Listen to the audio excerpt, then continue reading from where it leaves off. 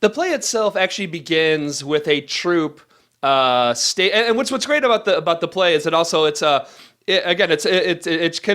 of breaks the fourth wall in many areas. It's sort of meta because you see the staging of an actual play. You see this troupe trying to put on a production of Titus Andronicus, the Shakespeare play. And I read Titus Andronicus like a long time ago, and it's not really one of Shakespeare's better known plays. So I actually had to like kind of go and like look at the cliff notes of what actually happens in Titus Andronicus. I mostly remembered, okay, I remember there's a lot of murder. I remember there's people getting eaten in a pie. Those are the things that sort of like really stuck in my head from the play when I read it a long time ago.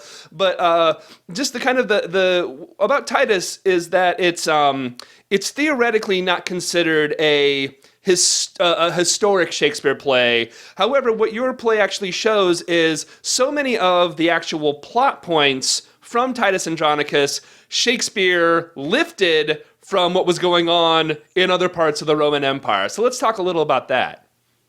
Right. Of course, this is a really hard thing, I think, often for us to wrap our heads around in terms of Shakespearean plays, is that, in fact, Shakespeare created these incredible characters, but in fact often based them on historical realities and historical personas. Titus Andronicus, of course, was a complete fabrication, and it was really one of the goriest plays that Shakespeare wrote. In fact, a lot of people don't even think Shakespeare wrote it. Mm-hmm. A lot of gratuitous violence. Everybody loses a limb. It's one of those incredible, bloody, gory plays. And of course, who's the enemy? Who's the devil? Who's the culprit of everything that's gone wrong in Shakespeare's play? It's the Moor. It's the North African.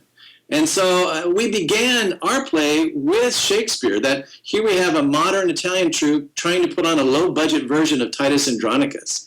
And, of course, the Moor is buried in the sand on stage because that's how he ends in Titus Andronicus.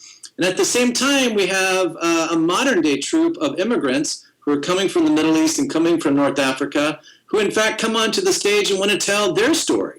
The real story, which is not about Titus of that period, but the real story is about Severus, this incredible African emperor and his Syrian wife who had an incredibly dramatic and family clash on stage, who had an incredible struggle over power, but in many ways completely changed the Roman Empire today, and in ways that I think are far more interesting than even Shakespeare was aiming for.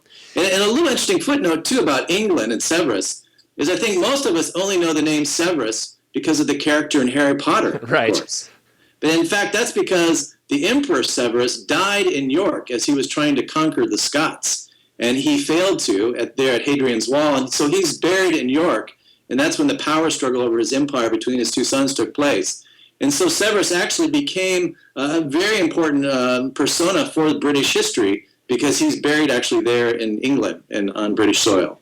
Yeah, and in the play, you do actually point this out very correctly, that the character Aaron the Moor is written in such a racist way. It is really, really, really racist. I think often we look at the ancient literatures and we see this kind of caricature that has been used over and over again until today. And I think part of what I have often tried to do in a lot of my books is to go back into the literature and say, okay, who actually has done it right?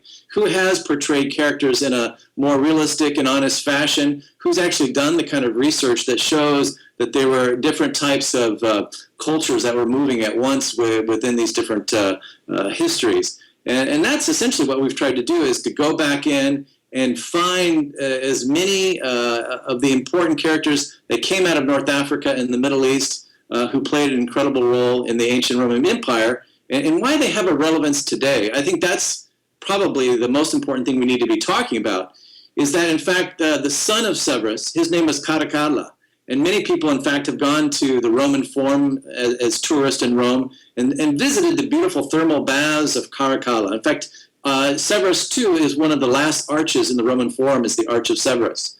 But Caracalla was the son of Severus, who in fact passed the first law that gave citizenship to anybody who was a free man who lived in the Roman Empire, saying that if you are born on the soil of the Roman Empire, from England all the way through the east down to Africa, then you have a right to citizenship. And this, of course, is a law that no longer exists in modern Europe and modern Italy today. And that, to me, was fascinating, that in fact the issue of birthright that Donald Trump wants to talk about had already been resolved and dealt with 2,000 years ago in the Roman Empire under an emperor, in fact, who had come from North Africa. Yeah, it's really interesting where in the play you have all these lines about who are the real Romans. It very much harkens to the kind of the right wing politicians, like who the real Americans are, and right now obviously we have pretty much every Republican candidate for president talking about trying to repeal the 14th Amendment to the Constitution. We have the state of Texas literally denying the 14th Amendment and not issuing birth certificates to immigrants born on U.S. soil. So again, it really is one of those instances where, sadly, our history just repeats itself over and over again. And, we'd hope we could learn from some of our mistakes of the past, but clearly the jingoism and the nation, the nationality, racism, I guess is the word I'm looking for here. I was kind of stumbling around on it, of your nation, is something that obviously very much still exists today. Oh, certainly. And that's the beauty of theater, once again, beyond just writing a book about this or investigative journalism pieces or even doing a movie. In theater, you're actually able to bring these characters back from history and put them onto stage with living, breathing, talking, performing characters. And that's exactly what we try to do and actually have a lot of fun with it. The play is actually called Una Commedia, a comedy, because we have a lot of fun and we actually want to go back and look at the incredible role of laughter and joking and humor within ancient Roman times itself.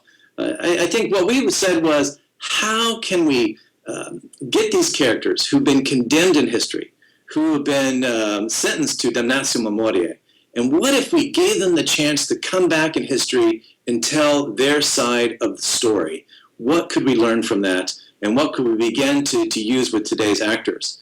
So the next step, Matthew, is really interesting, is now we're dealing with a theater production that's going on now in Italy. It'll take place in the spring. It'll actually be filmed as well. And we're using actual immigrant actors from these countries who will play the role of these historical personas from the ancient Roman Empire.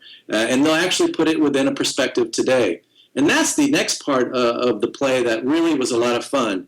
We gave each character two identities. The historical identity, for example, the character who's playing the Emperor Severus. At the same time, that actor had to play his own identity as a modern-day immigrant who's trying to find their place in the world of modern Europe and Italy today.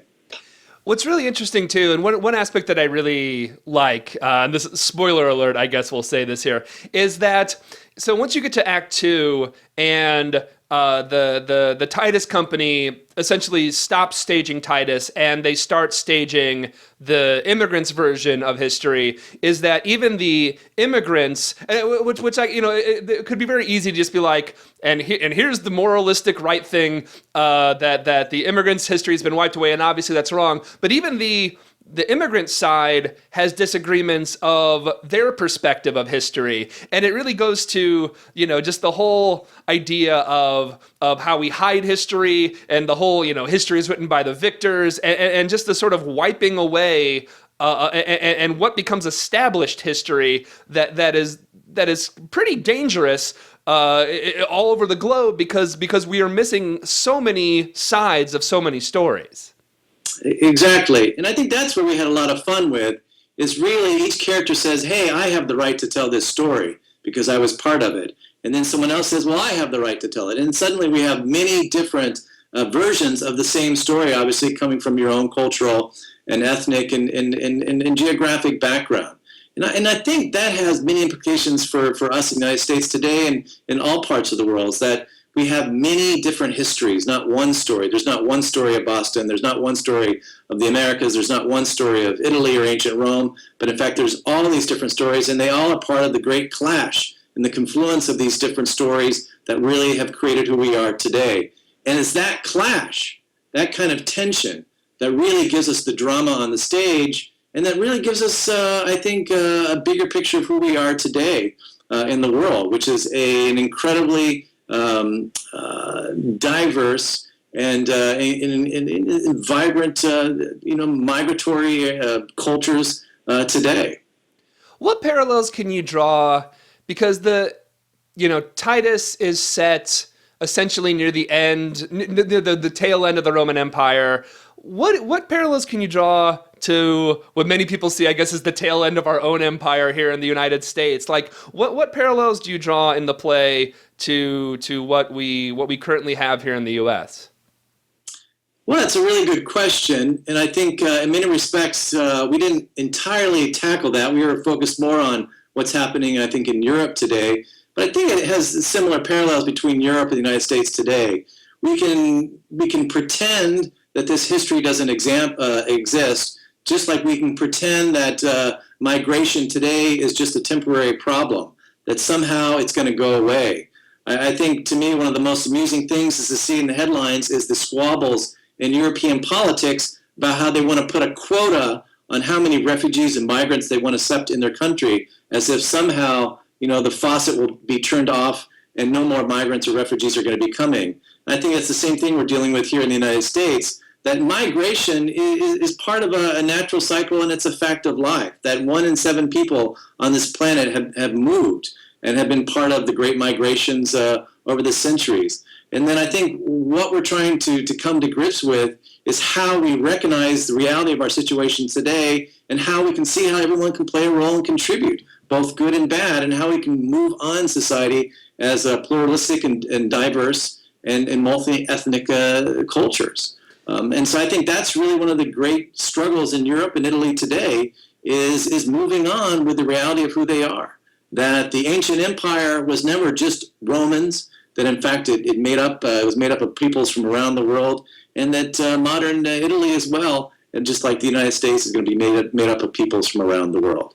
I think one of the funniest lines to me on the stage was to hear one of the characters say, if you allow all the children who've been born in Italy to have citizenship, which they don't right now, then what's that going to turn Italy into?